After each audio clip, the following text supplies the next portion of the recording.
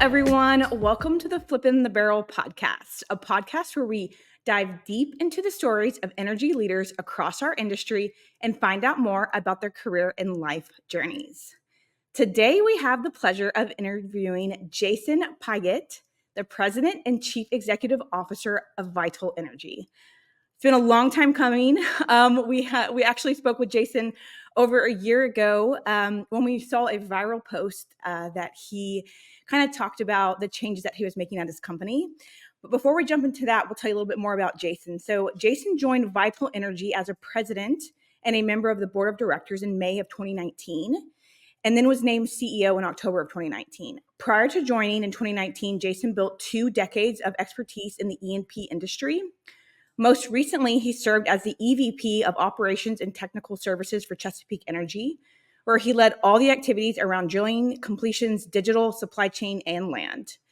And like I mentioned, so Jason, unfortunately, he had to battle cancer with his daughter. So his daughter, about 14 years ago today, if I date back the post that I saw, she was diagnosed with cancer, and it really changed his life forever, as you can only imagine. Going through chemotherapy treatment, radiation therapy, so many things at Texas Children's Hospital, and some really cutting edge stuff too. So some really exciting stuff that really did change the path for not just his family, but all children that experience the same type of cancer. His daughter's name is Haley. And after experiencing this, he decided in January of 2023 that he wanted to change the name of his company from Laredo Petroleum to Vital Energy, with the expression of the purpose of energizing human potential. We thought this was so amazing, Jason. And when we saw it, we knew right away we wanted to hear your story. And more importantly, we wanted to inspire so many people out there that are dealing with cancer. And unfortunately, childhood cancer, it has no place in this world, but it's here. And you were able to stand beside your daughter and not just succeed in your career, but also beat cancer together. So thank you so much for spending time with us today on the podcast. And we're so happy to have you. Oh, thank you so much for having me today. It's going to be great. Thanks, Jason.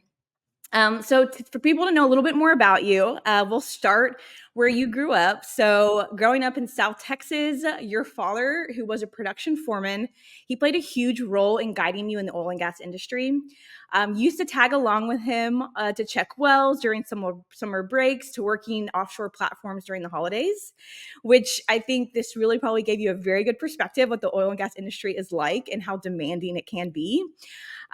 Can you share some of these specific memories that you had?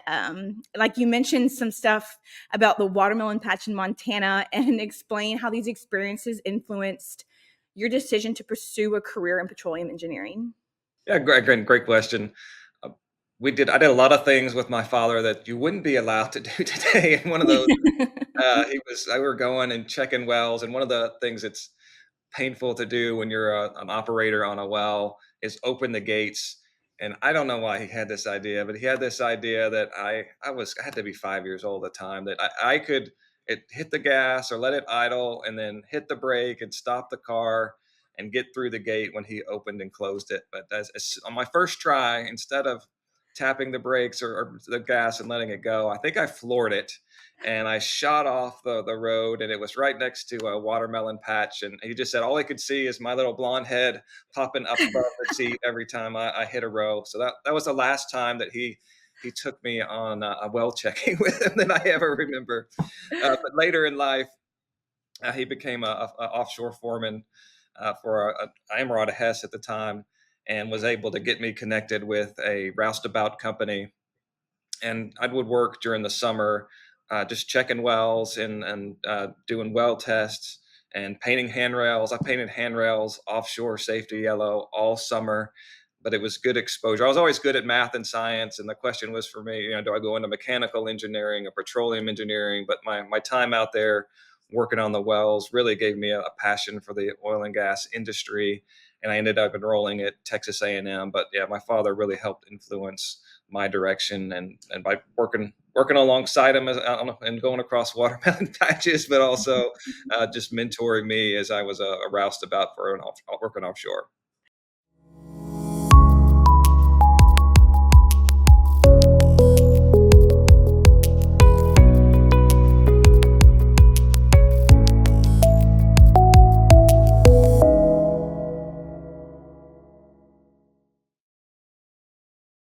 I love that story so much, and it takes me back to so many times I would go to the ranch with my dad, and same thing, super young, driving the Jeep around, and like God knows where I would end up with that thing. But it's those kind of experiences that give you a taste of not just what it's like being outdoors and like working in that environment, but more importantly, like you're able to learn, how much dedication it takes, being out there, and also the long hours and driving out to the field. And so that was not a surprise for you when you started in the industry. Um, Take us back to school. So you talked about going to college. You were really good at math and science, but you also had to balance work and studies. So a lot of people in today world, especially with the cost of college, you know, getting tuition scholarships paid for is great, but it's not always realistic. And it can be really hard to decide like, what can I do? And like, how can I manage my time? Tell us a little bit about your experience and how you were able to do both and succeed. Yeah, my father, I guess I mentioned again, was a foreman, but operator before that. So we were and it did not come from a wealthy upbringing. As soon as I could get a job, I had a job. In high school, I worked at a gas station, worked doing full service, oil changes, changing tires. I worked all my career, all my life. Once I turned 16, my parents helped me get a car, but every other expense beyond that car was on me. At Texas A&M, I paid for all of my college expenses. When my friends were off for the summer or off for Christmas break, I was back to roustaboutting back on those offshore platforms. I was as like a contract operator. I was the guy that would fill in when someone else went on vacation and they needed the extra hand. So sometimes I'd be working 3 weeks in a row, nonstop out there, and say for Christmas break, of the 4 weeks I was usually off for vacation, I spent 2 weeks on the rigs, earning the money that would be my tuition for the next spring. During school, I worked at a gas station. It was Piper's Chevron that was on the corner of University and Texas. I think it's since been bulldozed and turned into a bar, but doing the same thing I do. Oil changes, full serve. When full serve was a thing, I would fill up people's cars, check the oil, do all that, and it took a lot of my evenings and weekends. So really worked that whole time I was in school. I didn't make for the best grades sometime, but I ultimately at the end of the day paid for my school and realized the value of that education. I think a lot of people are missing today. You don't appreciate what you don't earn, and if your parents are paying for school, you don't appreciate it as the same as when I earned every dollar and paid for all my college loans back on my own. So it was a great experience, but it made it tough I mean, Texas A&M academics were tough, and then having a job on top of that made it a little bit tougher. But great experience and great memories when I look back on it. Well, I really like that you mentioned, when you're doing the work and paying for it for yourself, there's this different type of connection because when you show up to school, it's like, I paid for this, I've got to wake up, I've got to do this. And, there's nobody backing me, it's just me, which really sets you up for honestly a great career. And you had that. So when you started early on in your career, you worked for companies like Pennzoil, Union Pacific, and Anadarko. And often working in the same basin, but under different management. This exposed you to different corporate cultures, which is really important early on, and also expectations. How do these frequent transitions, like moving from different companies in your first 4 years, help you and impact your professional growth? And then what strategies do you think you use to adapt? Because when you're moving different companies and there is culture shifts, it's always like you're starting back over when you start with the other company. How are you able to adapt? And what advice do you have for the young generation now getting into their first few years of career? And then them too, like people always feel like they got to move every 3 years, every 2 years. And that does happen naturally for some. And for others, they're unfortunately maybe they lose their job and they have to move to a different role. But what strategies did you think you used to help you adapt to those changes, and what advice do you have? Yeah, my first job was working in Carthage, Texas. It was a great job in the field. So come out of school and working on wells, I did facility designs, workovers on wells that were broken, artificial lift, trying to get new wells going that had died, and then eventually new well completions. So I was living there in Carthage. I mean, it was 2 or 3 miles to my well, so it was ideal setup. Did that for about 2 years, and then Devon purchased Pennzoil. So it was this flurry of acquisitions, a little bit like we're seeing today. Mhm. But Devon purchased Pennzoil. They were going to move me to OKC, Oklahoma City. I didn't necessarily want to go to Oklahoma City, but a company that also operated in Carthage was Union Pacific. They were really trailblazing on new frac techniques and things like that. So I interviewed with them, was offered a job on my house hunting trip to Oklahoma City. So I turned back around and took the job in Fort Worth. And then it was 9 months, I think, into that job where Anadarko bought Union Pacific. So just, I mean, in 2 years, just Yeah. two acquisitions. But Anadarko was a company that I had ultimately wanted to work for when I was in school. They were, again, doing some great things and had a global reach early on. I mean, going from production engineer at Union Pacific to Pennzoil, not much change in culture there. You're on the ground working on Mhm. wells, and that process is very similar. But when I went to Anadarko, there was a much bigger change there because you've gone from two companies that were largely onshore based to now one that's Mhm. again got operations across the world. And there's a difference. One of these things that you'll see at different companies is like where are the decisions made. And one of the things I Mhm. saw at Anadarko was that the reservoir engineering team onshore were really the bigger decision makers there, versus it was more operationally driven at Union Pacific. Like Union Pacific was drilling the first horizontal wells in the chalk and trying to use that technology to make wells better. So more operationally driven. At Anadarko, reservoir engineering, you're responsible for economics and planning the development of the field and deciding where the rigs are running. They also had, when you go to offshore, then it was project management and how do I build these platforms as quickly and as cost efficient as I can. So even within Anadarko, you've got two different areas that really help drive different parts of it. But I learned that I wanted to be in that reservoir engineering group. I'd been doing production engineering for about 4 years, so that's where I saw my future. Back at Chesapeake, when I eventually landed there, their culture was more on acquiring leases and Mhm. growing scale and growing production. That was the big bent there. And reservoir engineering, like where it's great at Anadarko, that was the lowest person on the totem pole at Chesapeake when I went ended up there. So they're all different, and I just think that's part of when you're thinking about your career. Like, where do you want to be? What's important to you? Mhm. Because it can be a very different path depending on which company you're working for. But as you're interviewing and looking at these things again, I was acquired, but I chose to stay with those companies because I like the culture. But it's a Mhm. big part of interviewing and understanding like what's driving the business, how are decisions made. So something to think about.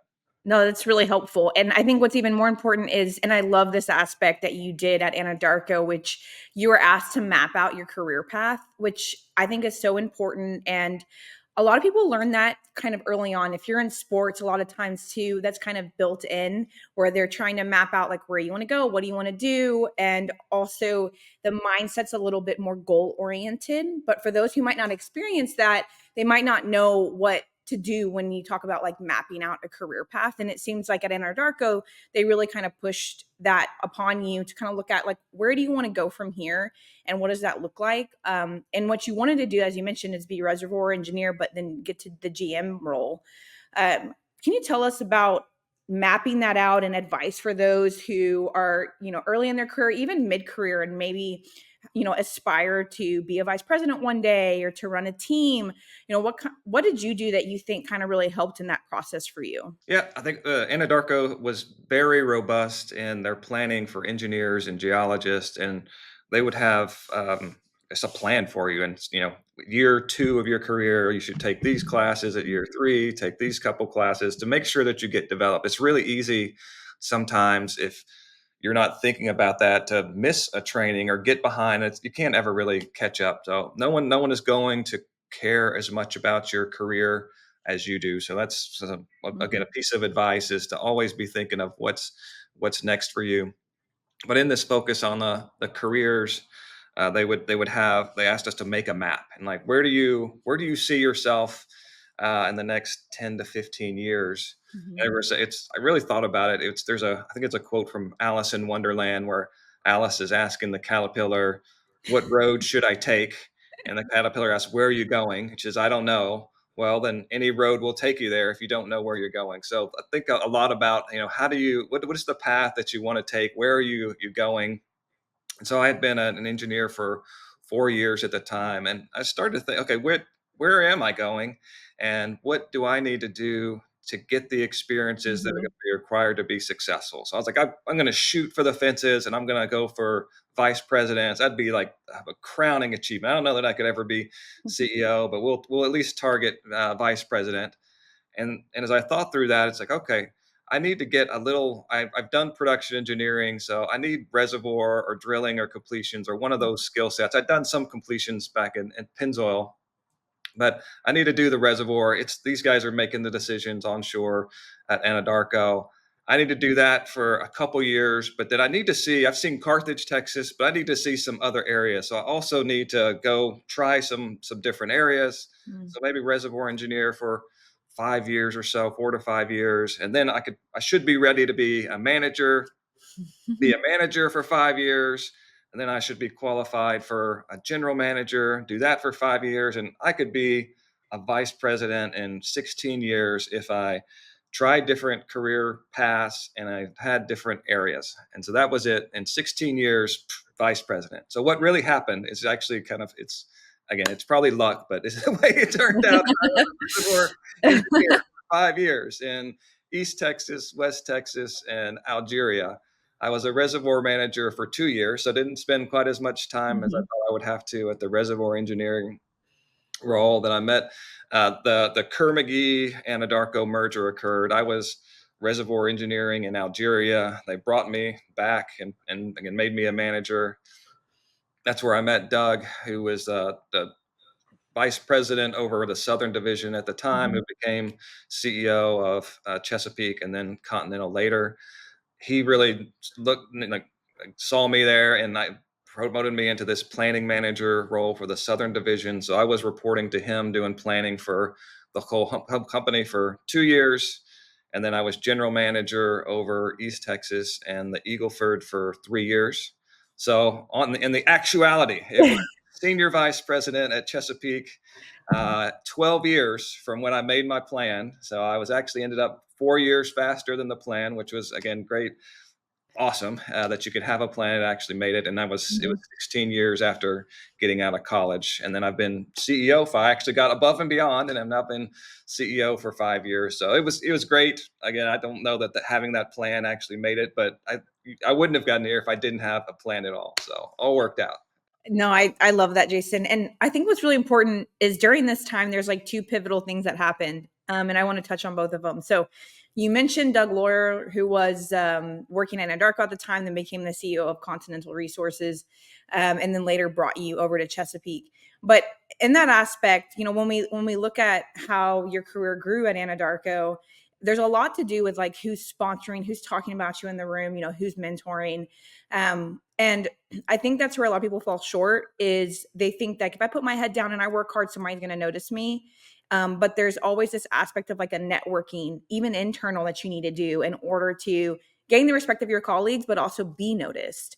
What do you think kind of like made you stand out that, Doug was, interested in pursuing you and sponsoring you to move forward? Yeah, one of the things I preached college students when I'm traveling around to different universities is to think about that thing that makes you different and what makes you stand out amongst everybody else that has a job. Every company has lots of production engineers, lots of reservoir engineers, but what makes you different as an engineer than the other engineers that are competing against you at the end of the day for these jobs? The thing I think that differentiated me was I was really into statistics and thinking through all the different variables that go into planning a well. And a lot of times you would just do, most my peers would do one deterministic answer, and that's what they would present for their well proposal, I would go in and look at what is my variability of the drilling rig and how does it drill slower or faster? What about my completion time? How slow or fast does it take to complete a well? What is my costs higher or lower? And I would Mhm. go through and look at all the different ways that things could happen that would impact this well's economics, and just have all the data and support for when I presented some well proposals. The people above me could see, like, this person is prepared, they know what they're doing, they have their stuff together, and it Mhm. would just, I think, it set me apart. And so that then when you do that, you start to gather the eyes of Doug, and raised me up from to reservoir manager. And then it didn't take long to see me in that role. We put me in planning manager. And then when I was in planning, I was responsible for production forecasts for the whole company and rolling up the different forecasts. And we created what's there's tools that do it today, but at the time was very innovative and was still like bringing in statistics and saying we don't have one budget for this year. Every single well that we drill has a Mhm. distribution, and I can drill on the P10 to the P90. And we created this rig scheduling tool that would forecast every single well like it was drilled on a different point of the distribution. And I've got Mhm. Eagleford wells and Haynesville wells and West Texas wells, and they all have different distributions.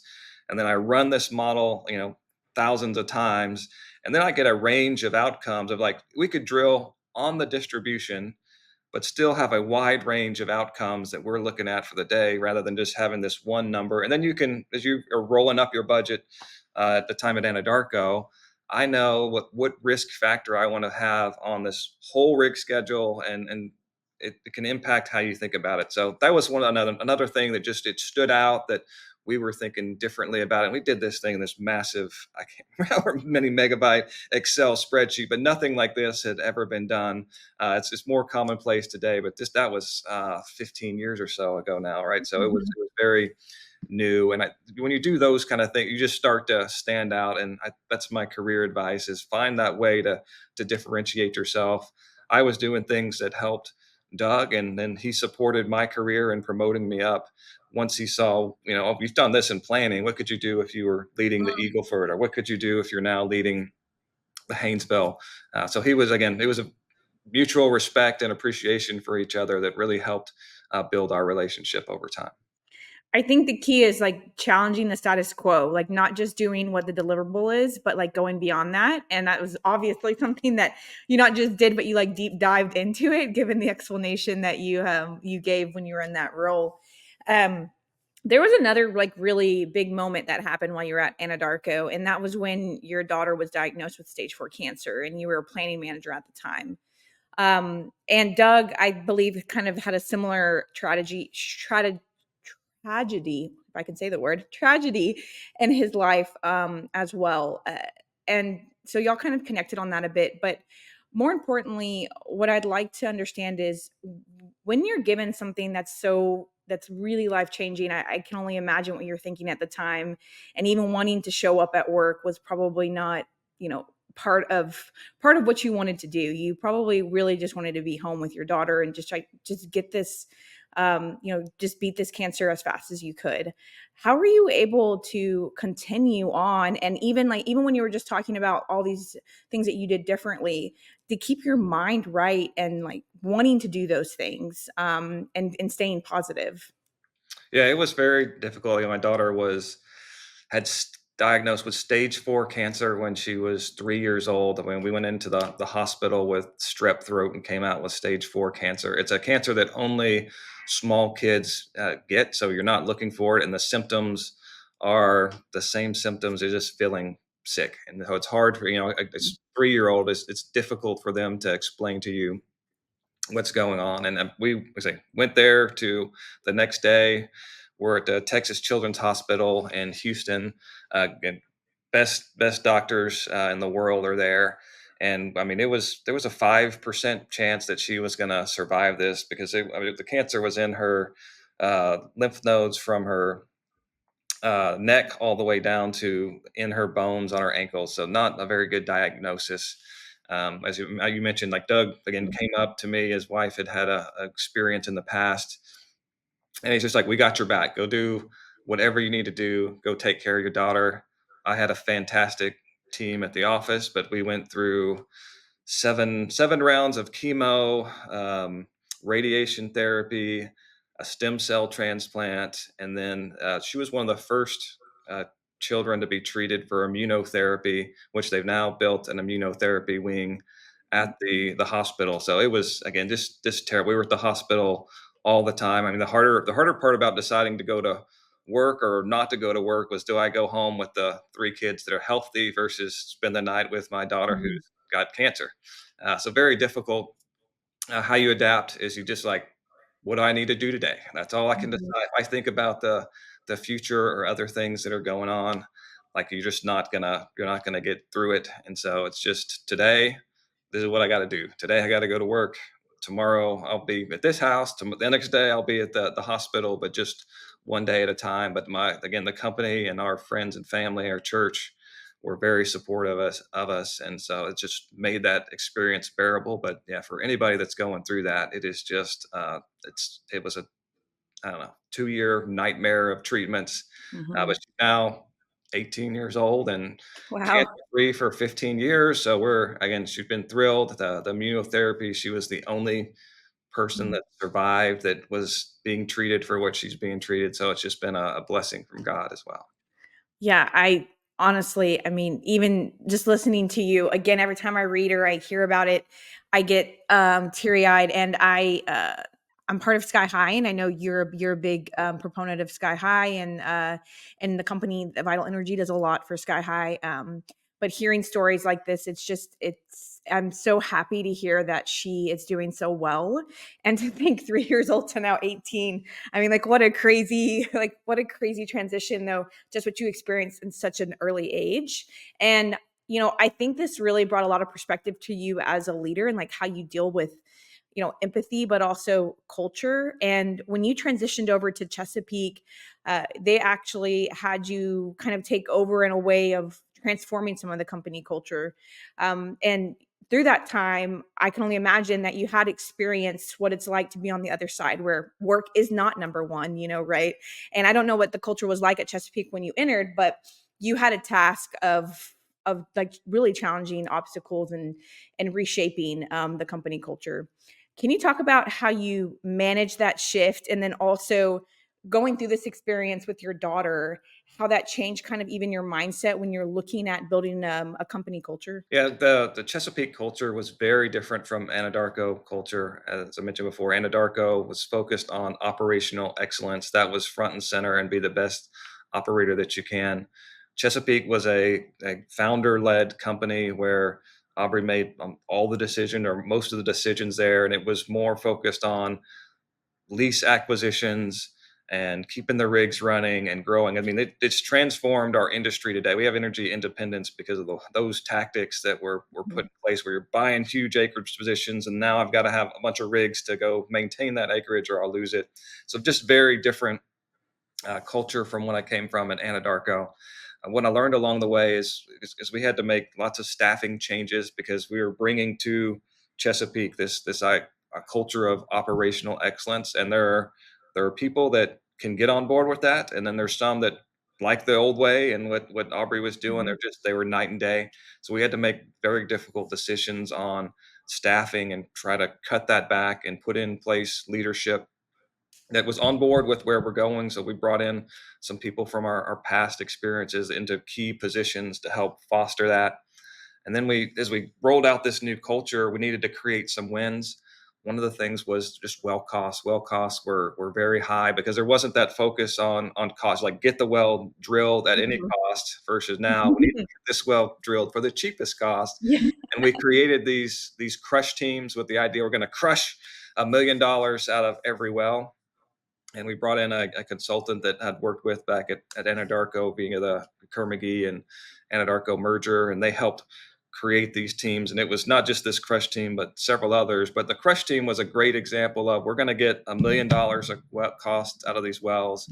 And we did it in 90 days. And when you can have this concept that we're going to cut $1 million of cost out and we're going to do it in 90 days and it works, then you start to create believers. So getting those small wins are really helpful for you. So I'd Mhm. say there, right people on the bus is the key.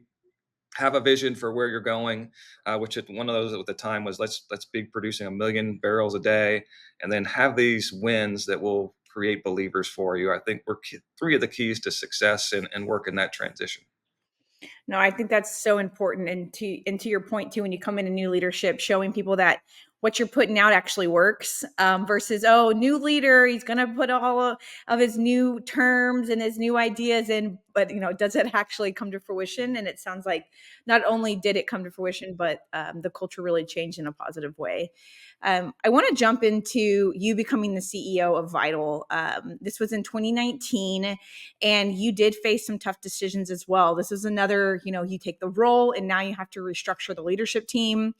And more importantly, too, you've got to build this new team and this new future of the company. And then a few years later, you changed the name from Laredo to Vital Energy. Can you tell me a little bit about how did you make those decisions when you first entered in to restructure the team, and how were you able to replace like your CFO and your COO and bring in new talent? And then lastly, tell us a little bit about the name change and what that meant to you. Yeah, coming to uh, Laredo, which is now Vital, was a very different transition from Chesapeake, but it was also a culture change of coming to a company that had a founder that made a lot of the decisions at the company, but we had operational excellence. So that wasn't the thing we were trying to Mhm. to change here. What we needed to do was we had drilled wells, and our position in the Permian is gassier, or was gassier at the time, and we didn't have a lot of inventory, and we needed to go start. We pivoted the company to these goals of let's be 50% oil by volume or greater. Let's have inventory that's 10 years in length from my 2 to 3 years that I started with. I want to have wells that are high return wells that can withstand these downturns and reduce our break even. So now we went from it's the opposite of Chesapeake, where I have good operational excellence, but I need to go buy some land and move my acreage position, and we've done that. I mean, we've doubled our acreage over the last 5 years. We have 10 years of inventory. Our break evens are lower, but I had to now develop a skill set that I didn't have at Chesapeake. At Chesapeake, a lot of it was acquisition, divestitures, and that required the new staffing. So I brought in a new CFO that had done lots of deals. Brian's been doing a great job for us and has really helped uh, keep our conveyor belt of opportunities fully loaded so that we've been able to make this change. So again, it's just another tough decision where you got to have the right person that's can take you where you're going. On the COO front, I was really into the digital operations, which I'd led over at Chesapeake, and I needed a COO who could embrace digital and what it means for a company. So we brought in Katie and promoted her last year. She's very young for a COO, but she gets that Mhm. concept that like we're going to be a leader in digital. That someone senior to her may not be able to embrace that. So same Mhm. thing, right people, and then the culture change. So the name change, we started thinking, Laredo Petroleum, what does it mean? Like we're not in Laredo, and we're thinking bigger about energy, and that we may not be just petroleum. We could embrace solar, do things that in the future, but we want to think long term. So it's really about energy. We had meetings with our vice presidents and the whole team because this was not just going to be I'm setting this culture and all the Mhm. values. I wanted all of my leadership, my vice presidents and directors, to own this new culture and what we're trying to create. And we thought about we actually started with our values, and we built on those, and then we kind of layered on to now what name matches this vision. Our vision, again, to energize human potential. Every single person uses energy in some way. I mean, we use it to do podcast and study in school, and if I didn't have and to get to my job, if I didn't have energy, like we can't go anywhere. And so when we think about energy, what we're doing allows every person on the planet to achieve their goals. And countries that are energy poor don't have great economies. They don't have great schools. They don't have great hospitals. So for us, it was really about it. Let's produce and be excited about producing energy that can change people's lives. So that got us to our new name, and we're really excited about it. The company just has a high energy level because we believe in what we're doing, and it's been a lot of fun, and I enjoyed changing the name. I really like when you said, what does Laredo even mean? We're not even, we could expand past that. We're not even in Laredo. It's so funny because it's so true sometimes when, I think about when you're driving down the road and you see these restaurant names and you're like, I have no idea what that restaurant serves. Like who even came up with that name? Like I would never go in there. So it's just funny when you mentioned that because I could see how that could be like a conflict of like in your head, like, how does this even align? I think you picked a great name. Vital Energies is not just like you said, also you can go into multiple things and it might not just be just petroleum. Maybe you want to expand and having a name that kind of encompasses all that's really important. To close, I really wanted to ask you this question because I think it was really impressive when we found out that 55% of your board is represented across different genders and races. So you're very diverse. And you just kind of mentioned it earlier when you mentioned Katie taking on a role in your leadership team, even though she might be younger than majority of those in that type of position. But you really prioritize diversity, and it shows because we've spoken to a lot of companies on the podcast, some major companies, some smaller private companies, and even reaching that 55% has seemed to have been very difficult for them. However, you were able to align, your core values with your board representation. What how first of all, how were you able to do that? Like, was this something that you went out and like seeked? Because even when Marcel and I are trying to do our big events and we're trying to find people that are diverse, we literally are like seeking them out. It's not a very easy process. You can find a lot of the same people, if you know what I mean, when you looked on LinkedIn, but you really got to try hard. What kind of strategies did you use to compile that type of board? And then also, how have that influenced the direction of Vital Energy, having so many different diverse perspectives?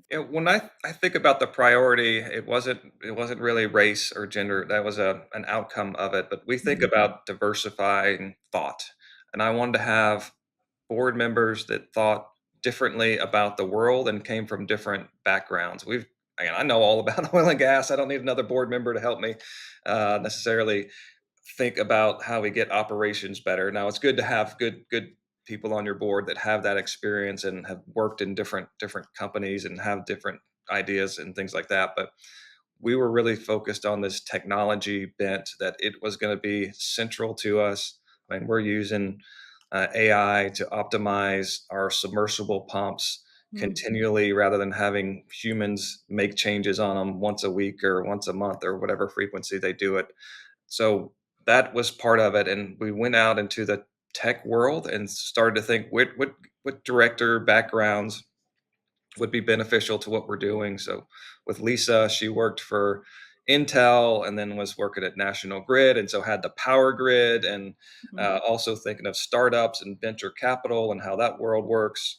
We have a director, Shahab, who helped install solar fields in the Middle East and is working at a battery company right now. So those are things when we're thinking of what's different and how do these different what are the things that I'm not comfortable with that we could Mhm. go into? How do I get those skill sets on our board?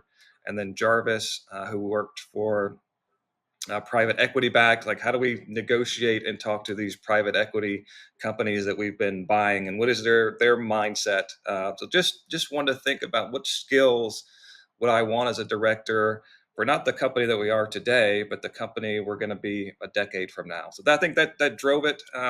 We did use several of the directors were brought on just because word of mouth. Some of my current directors knew them.